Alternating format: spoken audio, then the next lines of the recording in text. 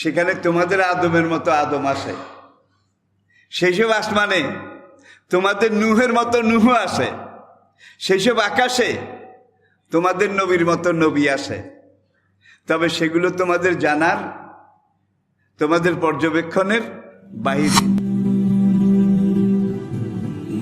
Islamic Voice. Follow Islam as your lifestyle. সাবা সামাওয়াতিন তেবাকা, স্তরে স্তরে, তবকা তবকা। এটা বুঝেছেন তো? আমি এই আসমানটাকে 7 তালা করে সৃষ্টি করেছি। একটা হাদিসে নবীজি বলেছেন, তোমরা এখানে যেরকম আসো, এখানে জীবজন্তু, মানব দানব, ঘর সংসার আছে। তোমাদের এই আসমান, জমিন থেকে প্রথম আসমানের দূরত্ব যে দূর, আই রিপিট, জমিন থেকে প্রথম আসমানের দূরত্ব মানে প্রথম আসমানের প্রথম ছাদের নিচের পিঠ, এইটা দূরত্ব যে দূর। প্রথম আসমানটার পুরুত্ব তার চাইতে 70,000 গুণ বেশি। পুরুত্ব, দবজ পুরুত্ব। জমিন থেকে প্রথম আসমানের উপরের পিঠ, এটা দূরত্ব যে দূর। সেখান থেকে দ্বিতীয় আসমানের দূরত্ব তার চাইতে 70,000 গুণ বেশি। এইভাবে 7 আসমানের দূরত্ব মাপেন না। বিজ্ঞানীরা এটা স্বীকার করে যে এর পরে আবার স্বাদ আছে কিনা, সেখানে মাখলুক আছে কিনা, এটা তাদের কারো জানা নাই। কিন্তু হাদিসে নবীজি বলেছেন, সেখানে তোমাদের আদমের মতো আদম আসে। সেই সব আসমানে তোমাদের নূহের মতো নূহ আসে। সেই সব আকাশে তোমাদের নবীর মতো নবী আসে। তবে সেগুলো তোমাদের জানার, তোমাদের পর্যবেক্ষণের বাইরে, অনেক দূরে। তাহলে সেখানেও দেখা যায় কিছু আছে। এই যে 7টা আসমান আপনি পার হবেন, আমি বলেছি জমিন থেকে সপ্তম আসমান, শেষ ছাদ উপরের, এইটার নিচের পিঠের দূরত্ব যে দূর, সেখান থেকে সিদরাতুল মুনতাহার দূরত্ব তার চাইতে 70,000 গুণ বেশি। খাইছে সিদরাতুল মুনতাহা, যেখানে গিয়ে জিবরাইল সারেন্ডার করেছে, জি ইয়া রাসূলুল্লাহ, মাই তো আর সেক্তা নিহি, হুজুর আমার হ্যান্ডম শেষ। হ্যান্ডম বুঝেন তো, আমি আর এর উপরে যেতে পারবো না। নবী তখন বললেন, ভাই জিবরাইল, কোথায়? কাবাগরের বাবি উম্মেহানি গেট, সেখান থেকে আমাকে নিয়ে এসেছ। বাইতুল মাকদাস পেরিয়ে, 7 আসমান পেরিয়ে, আলমে নাসুত মালাকুত পেরিয়ে, সিদরাতুল মুনতাহা এখানে এসে তুমি বলো যে আমি আর যাইতে পারবো না, তাইলে আমার কি হবে? এখন জিবরাইল বললেন, আমার প্লেনও আর আমার উড়োজাহাজও এখান থেকে আর উপরের দিকে যেতে পারবে না। তাইলে পাইলটও সারেন্ডার করেছে। আর যেই বোরাক, যেই বিমান, এটার গতি ছিল কমপক্ষে 1,86,000 মাইল সেকেন্ডে। এখনকার জঙ্গি বিমান ঘন্টায় নয় 500 মাইল যায় ঘন্টায়, আর বোরাকের গতি ছিল সেকেন্ডে 1,86,000 মাইল। কেমন লাগে? তখন জিবরাইল বললেন, এখান থেকে উপরের দিকের জগৎটা আমার ধরা ছোঁয়ার বাইরে।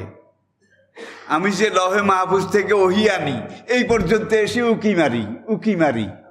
আল্লাহ লহে মাহফুজের পর্দাটা সরাই দেন।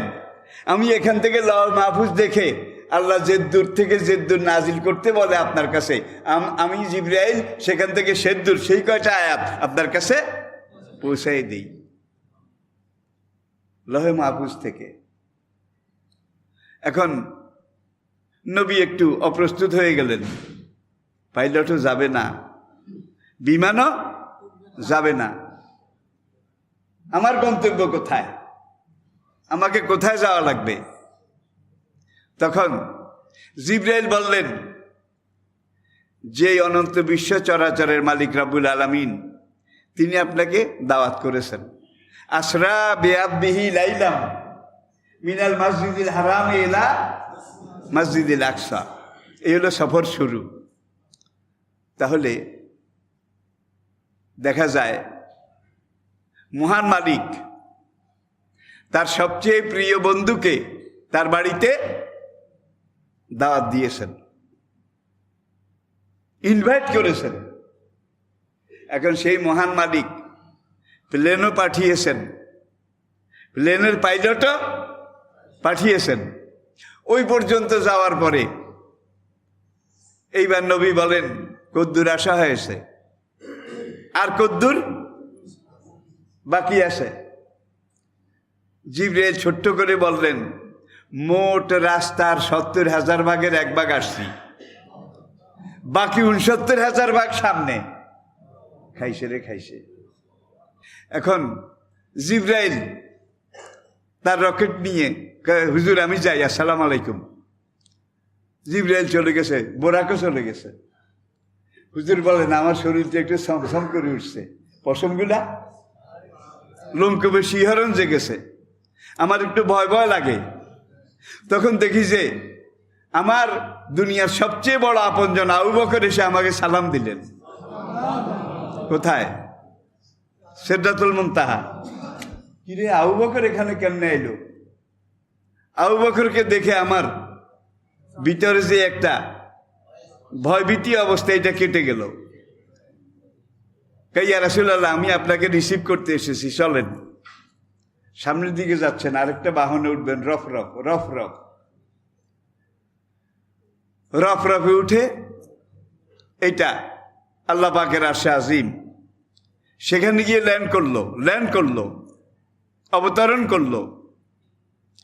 একদল ফেরেশতা সামরিক পোশাকে একেবারে সজ্জিত হয়ে নবীকে গার্ড অব অনার দিচ্ছেন। রাজকীয় নিয়ম, রাজকীয় মেহমান এসেছে। এখন সেখানে মেহমানকে, you are the honourable royal guest, he is the royal guest, he is the honour royal guest অমুক, his royal highness, his royal excellency, welcome হিম।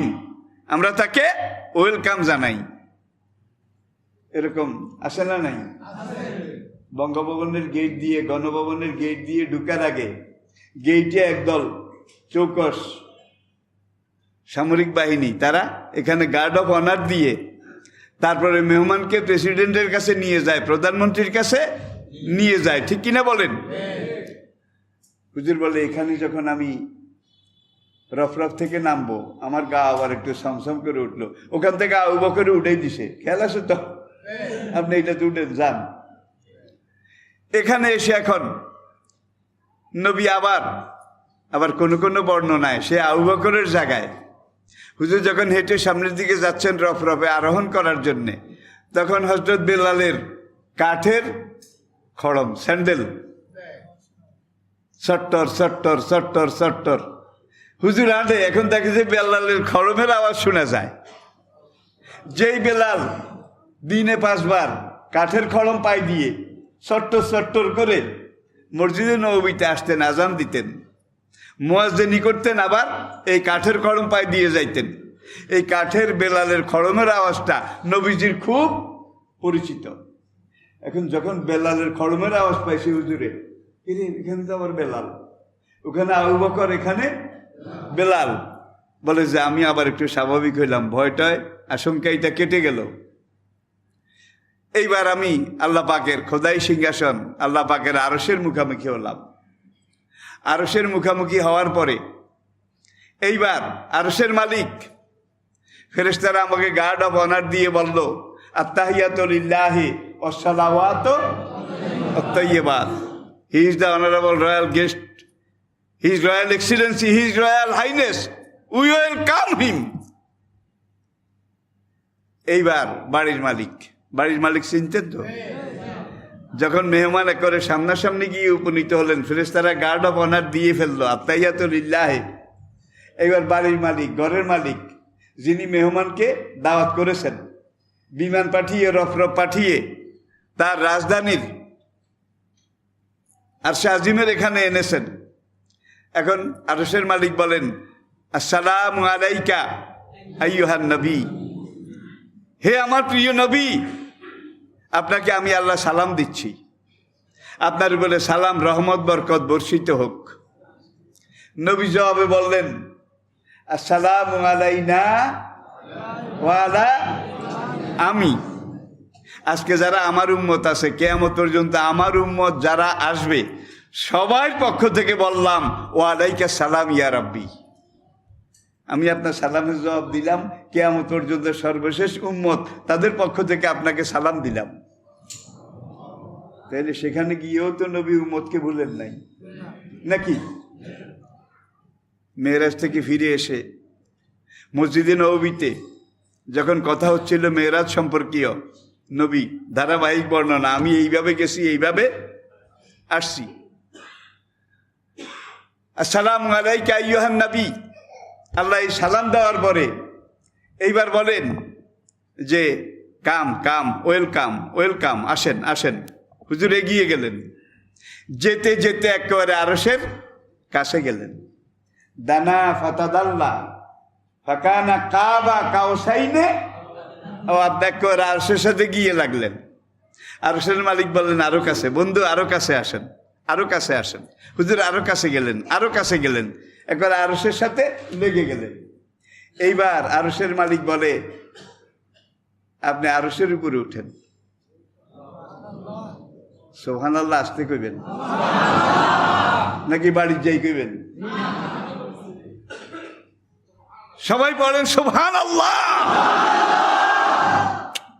হুজুর সাইয়্যিদুল আম্বিয়া, সাইয়্যিদুল মুরসালিন, যত কিছু যা ছিলেন, হুজুর তো মানুষ ছিলেন নাকি? হুজুর তো মানুষ ছিলেন। ওমা ইয়ান্তিকু আনিল হাওয়া ইন হুয়া ইল্লা ওয়াহিয়ুই কুল ইন্নামা আনা বাশারুম মিসলুকুম, হে নবী দুনিয়ার মানুষদেরকে বলে দেন, আমি তোমাদের মতো একজন মানুষ, এর বাইরে কিছু না। ইউহা, তোমাদের কাছে ওহি আসে না, কিন্তু আমার কাছে ওহি আসে, এই বেশকমের দূর, কিন্তু আমি তোমাদের মতো মানুষ। এখন ভাই একদল তরিকতের নামে নবী কি মাটির তৈরি নাকি নূরের তৈরি, এইটা লইয়া মাথা ফাটাফাটি ভাই, কিলাকিলি। একদল কয় মাটির তৈরি, আরেক দল কয় না মাটি রইলে এটা প্রেস্টিজ ইস্যু, নবী নূরের তৈরি। আচ্ছা, কবরের 3 প্রশ্নের মধ্যে বোধহয় কথা এইটা আসে। ফেরেশতারা জিজ্ঞাসা করবে, তোমার নবী মাটির তৈরি না নূরের তৈরি? হাসরের মাঠে যে কড়ায় গন্ডায় চুল চেরা হিসাব হবে, সেখানে বোধহয় আল্লাহ জিজ্ঞাসা করবে যে আমার হাবিব তোমার নবী মাটির তৈরি না নূরের তৈরি? কি হাসরের মাঠে বোধহয় হিসাবের মধ্যে জিজ্ঞেস করবে? এইটা কোনো জিজ্ঞাসার ব্যাপারই না, ঠিক কিনা বলেন? শেফ চলে না দুধ রোজ, ফরজ ওয়াজিবের সাথে দেখা নাই। আবার আরেক দল নামাজ পড়ে না, শরীয়ত মানে না, গাজার কলকি টানে নাকি? কয় আমরা আসল মারেফত করি, আসল মারেফত। আমাদের মারেফতে জাহিরি কোনো নামাজ নাই, রুকু সেজদার নামাজ নাই। কয় কি আছে? কয় মনের নামাজ পড়ো রহমান, মনের নামাজ, মনের নামাজ। নবী নামাজ পড়েছেন রুকু সেজদা কি? সল্লু কামা রাআইতুমুনি উসাল্লি, আমি যেভাবে রুকু সেজদা দিয়ে নামাজ পড়ি তোমরা সেইভাবে নামাজ পড়ো। এখন এরা তরিকার এমন কামেল আকমাল পূর্ণাঙ্গ দরজায় উঠেছে, এখন এরা রুকু সেজদার খেতাও কিলা না। হুজুর কি আরে? হুজুরের প্রত্যেকটা নিঃশ্বাসে মেয়েরাজ হয়, প্রত্যেক নিঃশ্বাসে বলে হুজুরের মেয়েরাজ হয়। হুজুরের নিঃশ্বাস থেকে গাজার গন্ধ আসে, শুধু সারাদিন গাজার কলকি টানে, আসে না নাই? করে পীরে কামেল দস্তগীর শাইখুল ইসলাম, আফতাবে শরীয়ত, মাহাতাবে তরিকত, হাজিয়ে জমান, অলিকুল শিরোমণি হজরত আল্লামা মাওলানা সাইয়েদানা মুর্শেদানা অমুক সেরাকালি বদনা, মোজাদ্দাদি, নকশেবন্দি, খাতাগাদ্দি। ভাই আগেও লেজ পরে লেজ, কিন্তু বিশ্বের সেরা মানব, আল্লাহর পরে সৃষ্টির মধ্যে যিনি সবচেয়ে বড়, সৃষ্টির মধ্যে সবচেয়ে বড় কে? মুহাম্মদ রাসূল। তিনি রোমান সম্রাট, পারস্য সম্রাটের কাছে চিঠি লিখতেছেন। আপনারা দেখেন হাদিস খুলে, মি মুহাম্মদের রাসূলুল্লাহ, আল্লাহ রাসূল মুহাম্মদের পক্ষ থেকে রোমের বাদশার কাছে এই চিঠি। আল্লাহ রাসূল মুহাম্মদের পক্ষ থেকে পারস্য সম্রাটের কাছে এই চিঠি। সেখানে হযরত মাওলানা মুর্শিদানা সাইয়েদানা অলিকুল শিরোমণি, এই হলনা তলনা আরো কত কিছু আছে নাকি? মূলার সাইতে বিসি বড় হয়ে গেছে, ঠিক কিনা বলেন? তো কথাটা আমি এর জন্য বলছি, আরশের মালিক এবার বললেন আপনি আরশের উপরে উঠেন। হুজুর বললেন আমি আরেকটু অপ্রস্তুত হয়ে গেলাম, শত হলো তো আমি মানুষ, আমি মাখলুক, আর এটা খালেকের সিংহাসন। অসিয়া কুরসিয়ুহু সামাওয়াতে আর রহমান আলাল আরশিস, রহমান আরশের উপরে উপবিষ্ট। এইবার রহমান দ্বিতীয়বার বললেন কাম কাম। হুজুর আরো কাছে গেলেন, আরো কাছে, আরো কাছে গেলেন। আরশের মালিক এবার বললেন আপনি আরশের উপরে উঠেন। আল্লাহু আকবার, আপনি আমার আরশের উপরে উঠেন। হুজুর বললেন আসি তো, কেন ডাকছেন, কি বলবেন, কি হুকুম করবেন করেন, আসি তো। আরশের মালিক বললেন আপনি আরশের উপরে যদি না উঠেন তাহলে আপনার মেরাজ হবে না, যেই জন্য আপনাকে এনেছি সেই উদ্দেশ্য পুরো হবে না। হুজুর বললেন লেমাজা, হোয়াই নট, হোয়াই, কেন হবে না? আমার রবুবিয়ত, আমার খোদাইর এলাকা যে দূর, আপনার নবুয়তের এলাকাও দূর।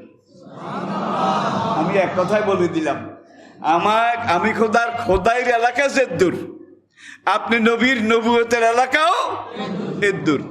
এখন যেখানে বসি আমি আমার খোদাই চালাই, এখানে যদি না উঠেন তাহলে আপনার নবুয়তের এলাকা আপনাকে পর্যবেক্ষণ করানো যাবে না, পুরো এলাকা আপনাকে দেখানো যাবে না, পুরোপুরি আপনাকে বুঝানো যাবে না। সুতরাং আপনি আরশের উপরে উঠেন। ইব্রাহিম নবীর মেরাজ হয়েছিল অগ্নিকুণ্ডে, কি নমরুদের অগ্নিকুণ্ডে। মুসা নবীর মেরাজ হয়েছিল কোহে তুরে। ইউনুস নবীর মেরাজ হয়েছিল মাছের পেটে। এগুলো আপনারা জানেন তো। কিন্তু আমাদের নবীর মেরাজ হয়েছে কোথায়? আমাদেরকে সৃষ্টি করেছেন যিনি, তার পরিচয় রব্বুল আলামিন। আর আমাদের নবী যেই নবী, তার পরিচয় রহমতুল লিল আলামিন। আর আমাদেরকে যেই কোরআন আল্লাহ দিয়েছেন সেই কোরআনের নাম আল্লাহ রেখেছেন ইনহুয়া ইল্লা যিকরুল লিল রব্বুল আলামিন, রহমতুল লিল আলামিন, যিকরুল লিল আলামিন। তিনটাই ন্যাশনাল নাকি ইন্টারন্যাশনাল? ন্যাশনাল নাকি ইন্টারন্যাশনাল? আসুন ইনশাআল্লাহ আগামী জুমায় এই মেরাজের সামনের অংশ। এখন হুজুরে জিজ্ঞাসা করলেন তোমার খড়মের আওয়াজ পাইছি, এত এত এত এত দূরত্ব পেরিয়ে আমি যখন সিদরাতুল মুনতাহায় গেলাম দেখি যে তুমি চট্টর চট্টর করি। আসলে ওই আবু বকর এক ফেরেশতা, আবু বকরের সুরতে আল্লাহ নবীকে রিসিভ করার জন্য সেখানে পাঠিয়েছেন। আর বেলালের খড়মের আওয়াজ এইটাও এক ফেরেশতা, যাকে আল্লাহ বেলালের সুরতে নবীর ভিতরে একটু অস্বস্তি, এটাকে দূর করার জন্য। এখন নবী বললেন আমার আগে তুমি সিদরাতুল মুনতাহায় গেলা কেমনে? আমি সেখানে নেমে যখন একটু ডরাইছি তখন তোমার খড়মের আওয়াজ পাইছি। তুমি এমন কি আমল করো, এমন কি আমল করো বেলাল, যে আমলের দ্বারা আমার আগে তুমি সিদরাতুল মুনতাহা চলে গেছো? বেলাল বলেন ইয়া রাসূলুল্লাহ, অন্য 10 জন সাহাবা যেসব আমল করে ইসলামের উপরে আমিও তাই করি, বেশি কিছু করি না। তবে একটা ব্যতিক্রম আছে, 2টা কাজ আমি বোধহয় বেশি করি। সেটা হলো পেশাব পায়খানা করার পরে পানি ব্যবহারের আগে আমি ডিলাকুলুপ ব্যবহার করি, নাম্বার 1। নাম্বার 2, আমি 24 ঘন্টা অজুর সাথে থাকি, অজু গেলে আবার নতুন অজু করে নেই। ঘুমাবার আগে অজুর সাথে ঘুমাই, দেখছেন কারবার? আমি সবসময় অজুর সাথে থাকি, অজুর সাথে ঘুমাই, অজু গেলে আবার সঙ্গে সঙ্গে নতুন অজু করে নেই। তখন নবী বললেন এই 2টার কারণে আল্লাহ তোমাকে এই বুজুর্গি, এই বৈশিষ্ট্য দান করেছেন। পড়ি আলহামদুলিল্লাহ।